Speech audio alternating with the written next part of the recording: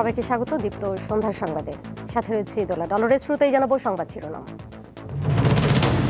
বাংলাদেশের ট্রান্সশিপমেন্ট সুবিধা বাতিল করল ভারত, বন্ধ হলো তৃতীয় দেশে পণ্য পরিবহন ব্যবস্থা। কৃষকের কাছ থেকে ৩৬ টাকায় ধান ও ৪৯ টাকায় চাল কিনবে সরকার, মৌসুমে ভালো ফলনের প্রত্যাশা। ২ মাসের মধ্যে আবু সাইদ হত্যার তদন্ত শেষ করতে ট্রাইব্যুনালের নির্দেশ, কারাগারে ৪ আসামি।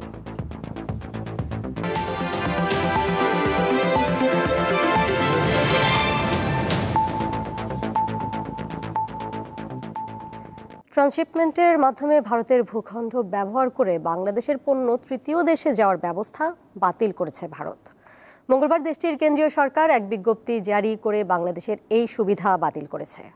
এই সিদ্ধান্তের কারণে ট্রান্সশিপমেন্টের মাধ্যমে স্থলপথে বাংলাদেশের পণ্য ভুটান ও নেপালের মতো দেশে যাওয়ার সুযোগ বন্ধ হলো। গতকাল ভারতের কেন্দ্রীয় পরোক্ষ কর ও শুল্ক বিভাগের জারি করা বিজ্ঞপ্তিতে জানানো হয় ২০২০ সালের ২৯ জুন দেওয়া এই সংক্রান্ত আদেশ বাতিল করা হয়েছে। এতে করে বাংলাদেশ থেকে তৃতীয় কোনো দেশে পণ্য রপ্তানিতে ভারতের একটি শুল্ক স্টেশন ব্যবহার করে অন্য কোনো বন্দর বা বিমানবন্দর ব্যবহার করার সুযোগ বন্ধ হলো। সংশোধিত এই সিদ্ধান্ত তাৎক্ষণিকভাবে কার্যকর হবে বলেও জানানো হয়। তবে আগের আদেশের প্রক্রিয়া অনুযায়ী এরই মধ্যে ভারতে প্রবেশ করা বাংলাদেশি কার্গোকে ভারতীয় অঞ্চল ত্যাগ করার অনুমতি দেওয়া হয়েছে। বিশ্বকে বদলে দিতে বাংলাদেশে ব্যবসা নিয়ে আসার জন্য বৈশ্বিক বিনিয়োগকারীদের প্রতি আহ্বান জানিয়েছেন প্রধান উপদেষ্টা ডক্টর মোহাম্মদ ইউনূস। সকালে রাজধানীর একটি হোটেলে বাংলাদেশ বিনিয়োগ সম্মেলন উদ্বোধনকালে তিনি আহ্বান জানান, বিদেশিদের বাংলাদেশে বিনিয়োগে আকৃষ্ট করতে বাংলাদেশ বিনিয়োগ উন্নয়ন কর্তৃপক্ষ বিডা ৪ দিনব্যাপী সম্মেলনের আয়োজন করেছে। প্রধান উপদেষ্টা বলেন, বাংলাদেশে একটি বড় পরিবর্তন এসেছে, এখানে বিনিয়োগের ইতিবাচক পরিবেশ বিরাজ করছে। তিনি বলেন, বিশ্বকে বদলে দেওয়ার জন্য বাংলাদেশ ক্রেজি আইডিয়ার দেশ। এদিকে বিনিয়োগ সম্মেলনের উদ্বোধনী অনুষ্ঠান সরাসরি সম্প্রচারের মাধ্যমে বাংলাদেশে পরীক্ষামূলকভাবে যাত্রা শুরু করল যুক্তরাষ্ট্রের স্যাটেলাইট ভিত্তিক ইন্টারনেট সার্ভিস প্রতিষ্ঠান স্টারলিংক।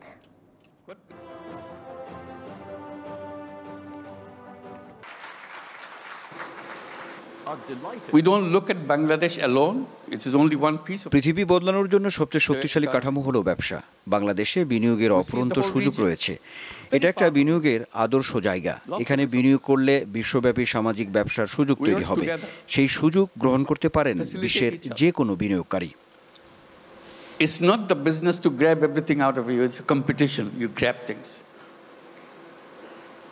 ৩৬ টাকা কেজি দরে ধান ও গম এবং ৪৯ টাকা করে চাল কিনবে সরকার। আগামী ২৪ এপ্রিল থেকে ৩১ আগস্ট পর্যন্ত কৃষকের কাছ থেকে এই ৩ পণ্য ক্রয় বা সংগ্রহ করা হবে।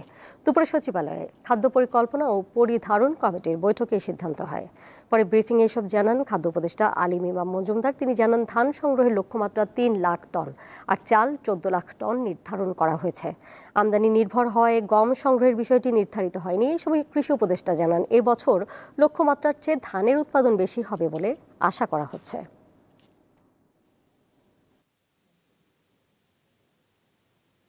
ধান প্রতি কেজি ৩৬ টাকা স্যার তো বললেন, আর চাল প্রতি কেজি ৪৯ টাকা, আর গম প্রতি কেজি ৩৬ টাকা। পরিমাণটা হচ্ছে ধানের জন্য ৩.৫ লাখ মেট্রিক টন আর চালের জন্য ১৪ লাখ মেট্রিক টন। গমের জন্য আমরা কোনো লক্ষ্যমাত্রা নির্ধারণ করি না, যতটুকু পাওয়া যায়। ২৪ এপ্রিল আগস্ট পর্যন্ত চলবে, এটা আগস্ট পর্যন্ত চলবে। উৎপাদন খরচ কৃষি মন্ত্রণালয় যেটা দিয়েছে তার সাথে প্রফিট যোগ করে এটা ধরে দিয়েছি। আমরা আশা করছি এটা পর্যাপ্ত হবে ইনশাল্লাহ। আপনারা যখন শুরু হয়, হাওরে অলরেডি অল্প অল্প পরিমাণ শুরু হয়েছে। জুলাই গণঅভ্যুত্থানে রংপুরের আবু সাইদ হত্যা মামলার তদন্ত ২ মাসের মধ্যে শেষ করার নির্দেশ দিয়েছে ট্রাইব্যুনাল। এই মামলায় বেগম রোকেয়া বিশ্ববিদ্যালয়ের সাবেক প্রক্টর সহ ৪ জনকে কারাগারে পাঠানো হয়েছে। আরেক মামলায় সাবেক আইজিপি শহীদুল হক সহ ৩ পুলিশ কর্মকর্তাকে একদিন জিজ্ঞাসাবাদের অনুমতি দিয়েছে ট্রাইব্যুনাল। গত বছরের জুলাই আগস্টে ছাত্র জনতার আন্দোলন চলাকালে আবু সাইদ নিহত হন। পরে পুলিশের গুলিতে নিহত হওয়ার অভিযোগ করে রংপুরে একটি হত্যা মামলা দায়ের করা হয়। পরবর্তীতে এ ঘটনায় মানবতাবিরোধী অপরাধের অভিযোগ করা হয় আন্তর্জাতিক অপরাধ ট্রাইব্যুনালে। এসব অভিযোগে ২৬ জনের বিরুদ্ধে তদন্ত চলছে।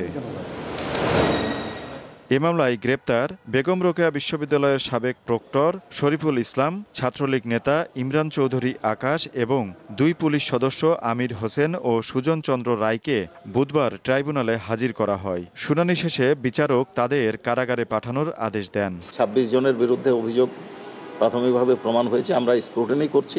আওয়ামী লীগের হেলমেট বাহিনী আছে, তাদের সহযোগী আছে, এছাড়া যারা অপরাধকে বিভিন্নভাবে উৎসাহিত করেছে, প্ররোচিত করেছে, ষড়যন্ত্র করেছে, তাদের নামও আছে। এদিকে রাজধানীর কল্যাণপুরে জঙ্গি বিরোধী অভিযানে 9 জনকে গুলি করে হত্যা মামলায় সাবেক আইজিপি AKM শহীদুল হক, সাবেক ডিএমপি কমিশনার আসাদুজ্জামান মিয়া ও সাবেক পুলিশ সুপার জসিমউদ্দিন মোল্লাকে একদিন করে জিজ্ঞাসাবাদের অনুমতি দিয়েছে ট্রাইব্যুনাল।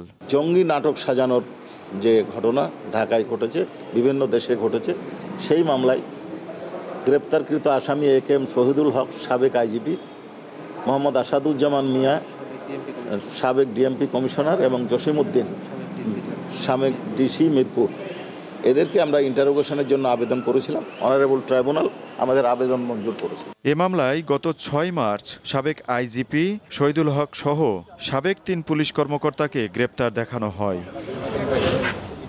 আজিজুল ইসলাম, দীপ্ত সংবাদ, ঢাকা। জাতীয় সংসদ নির্বাচন নিয়ে ধোঁয়াশা তৈরি হয়েছে বলে মনে করছে বিএনপি। তাই দলের পক্ষ থেকে প্রধান উপদেষ্টার কাছে নির্বাচনী রোডম্যাপ চাওয়া হবে বলে জানিয়েছেন বিএনপির স্থায়ী কমিটির সদস্য সালাউদ্দিন আহমেদ। বুধবার রাজধানীর গুলশানে বিএনপি চেয়ারপারসনের রাজনৈতিক কার্যালয়ে সাংবাদিকদের সাথে আলাপকালে তিনি এই কথা জানান। সালাউদ্দিন আহমেদ বলেন, নির্বাচন নিয়ে ধোঁয়াশা কাটাতে সুনির্দিষ্ট রোডম্যাপ ঘোষণা জরুরি। বিএনপির সংবিধান সংক্রান্ত প্রস্তাবনায় রাষ্ট্রের ভারসাম্য রক্ষা গুরুত্ব পেয়েছে বলে জানান তিনি। বলেন, বিএনপি পঞ্চদশ সংশোধনীর পূর্বাবস্থা বহাল চায়।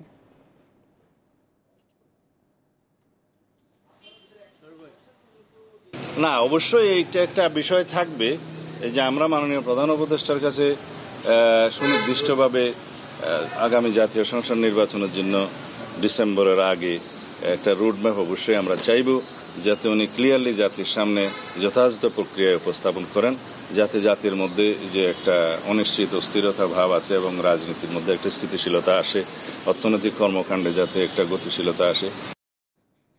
ত্রয়োদশ জাতীয় সংসদ নির্বাচনে প্রবাসীদের ভোটাধিকার নিশ্চিতে পোস্টাল, অনলাইন ও প্রক্সি এই 3 পদ্ধতি রাখার পক্ষে মত নির্বাচন কমিশনের। এ নিয়ে বিস্তৃত পর্যবেক্ষণের জন্য বিশেষজ্ঞদের নিয়ে গঠন করা হচ্ছে পরামর্শক কমিটি। বুধবার নির্বাচন ভবনে সংবাদ সম্মেলনে এসব কথা জানান ইসি আবুল ফজল মোহাম্মদ সানাউল্লাহ। বাংলাদেশি নাগরিক হয়েও বর্তমানে অন্তত 1.5 কোটি প্রবাসী ভোটাধিকারের বাইরে। এই অবস্থায় প্রবাসীদের ভোটদানের সুযোগ দিতে মঙ্গলবার নির্বাচনী প্রশিক্ষণ ইনস্টিটিউটে কর্মশালা করে নির্বাচন কমিশন। যেগুলো আমরা আসলে বলি না। বুধবার সংবাদ সম্মেলনে জানানো হয়, কর্মশালায় প্রবাসীদের জন্য 3টি ভোটিং পদ্ধতির পক্ষে বিপক্ষে মতামত উঠে এসেছে। তাই প্রবাসীদের ভোটে যুক্ত করতে 3টি পদ্ধতি নিয়ে আসার কথা ভাবছে ইসি। একটি অ্যাডভাইজারি টিম গঠন করব, আজকেই সেটা গঠন করা হবে। 3টা পদ্ধতির যে সবলতা দুর্বলতাগুলো বিশদভাবে উঠে এসেছে, এইগুলো নিয়ে কিভাবে দুর্বলতা কাটিয়ে 3টি পদ্ধতিকেই বাস্তবসম্মতভাবে অধিকতর সবল করে গড়ে তোলা যায়, সেই কাজটি ওনারা করবেন আগামী 10 থেকে 12 দিনে। বড় পরিসরে প্রবাসীদের ভোটে আনতে আবারও প্রক্সি ভোটের পক্ষে ইসির সমর্থনের কথা উল্লেখ করেন তিনি। আমরা যদি অনেক ভোটারকে আনতে চাই, অ্যাপারেন্টলি ইলেকশন কমিশনের কাছে মনে হচ্ছে যে প্রক্সি ভোটটাই সম্ভবত আমাদের সামনে, যদি 13তম জাতীয় সংসদ নির্বাচনে আমরা আনতে চাই, এটাই হচ্ছে পসিবলি নাম্বার 1 অপশন। যে পদ্ধতিতেই হোক, প্রবাসীদের আগামী নির্বাচনে ভোটাধিকার প্রয়োগের সুযোগ থাকবে বলে জানায় নির্বাচন কমিশন। আমাদেরকে প্রতিটি পদক্ষেপ নিতে হচ্ছে অত্যন্ত সতর্কভাবে। শিউলি শবনম, দীপ্ত সংবাদ, ঢাকা। আজমান প্রবাসীদের উদ্যোগে পবিত্র ঈদ উল ফিতর উপলক্ষে ঈদ পুনর্মিলনী অনুষ্ঠিত হয়েছে। বাংলাদেশ অ্যাসোসিয়েশন আজমানের সভাপতি আব্দুল আলিম সিআইপির বাসভবনে এর আয়োজন করা হয়। অনুষ্ঠানে আলোচনা সভা ও চিত্রশিল্পী হাসিবা পারভিনের চিত্র প্রদর্শিত হয়। উপস্থিত ছিলেন আব্দুল আলিম সিআইপি, শিকদার মোহাম্মদ শাফায়েতুল্লাহ, আব্দুল কুদ্দুস, মোহাম্মদ সেলিম উদ্দিন চৌধুরী, সাংস্কৃতিক ব্যক্তিত্ব আহমেদ আলী জাহাঙ্গীর সহ কমিউনিটির নেতারা।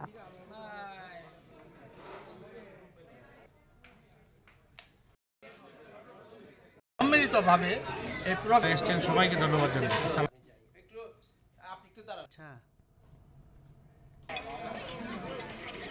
নারায়ণগঞ্জের রূপগঞ্জে একটি পোশাক কারখানায় ছাঁটাইয়ের প্রতিবাদে বিক্ষোভ করেছেন সেখানকার শ্রমিকরা। এই সময় শ্রমিকদের সঙ্গে সংঘর্ষে সেনা কর্মকর্তা ও পুলিশ সহ অন্তত 50 জন আহত হন। দুপুর উপজেলা ঢাকা সিলেট মহাসড়কের আউখাবু এলাকায় এই ঘটনা ঘটে। পুলিশ জানায় রবিনটেক্স বিডি লিমিটেডের শ্রমিকরা সকাল থেকে কারখানার ভেতরে ছাঁটাইয়ের প্রতিবাদে বিক্ষোভ শুরু করেন। দুপুর 12টার দিকে শ্রমিকরা উত্তেজিত হয়ে উঠলে সেনাবাহিনী ও পুলিশ সদস্যরা তাদের বুঝিয়ে শান্ত করার চেষ্টা করেন।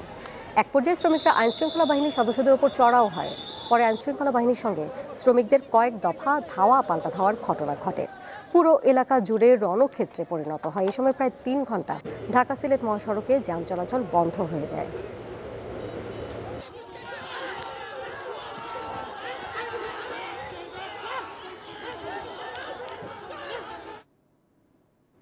আন্তর্জাতিক প্রসঙ্গ, বেশ কিছু চীনা পণ্যের উপর যুক্তরাষ্ট্রের 104% আমদানি শুল্ক আজ থেকে কার্যকর হয়েছে।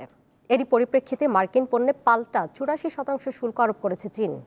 গত 2 এপ্রিল চীনা পণ্যের উপর ডোনাল্ড ট্রাম্প 34% শুল্ক আরোপ করেন। আগে চীনা পণ্যের উপর এই শুল্ক ছিল 20%। ট্রাম্পের এই অতিরিক্ত শুল্ক আরোপের ঘোষণায় ক্ষুব্ধ হয়ে চীন সরকার মার্কিন পণ্যের উপর 34% শুল্ক আরোপ করে। চীন সরকারের পাল্টা শুল্ক আরোপের ঘোষণার পর ক্ষুব্ধ ট্রাম্প অতিরিক্ত 50% শুল্ক আরোপের ঘোষণা দেন। যুক্তরাষ্ট্রের শুল্কের জবাবে দেশটির পণ্যে 84% শুল্ক আরোপ করেছে চীন, যা 10 এপ্রিল থেকে কার্যকর হবে।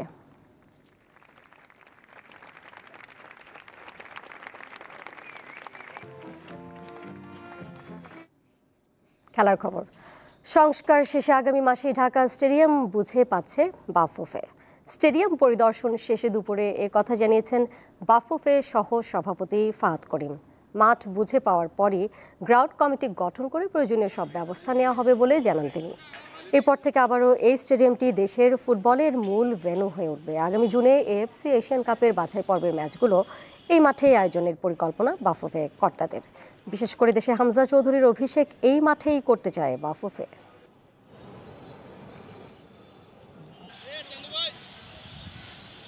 সন্ধ্যার সংবাদ শেষ করব, তার আগে শিরোনামগুলো জানিয়ে দেব আরও একবার।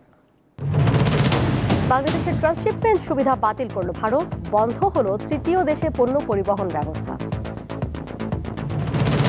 কৃষকের কাছ থেকে 36 টাকায় ধান ও 49 টাকায় চাল কিনবে সরকার, মৌসুমে ভালো ফলনের প্রত্যাশা। 2 মাসের মধ্যে আবু সাইদ হত্যার তদন্ত শেষ করতে ট্রাইব্যুনালের নির্দেশ, কারাগারে 4 আসামি।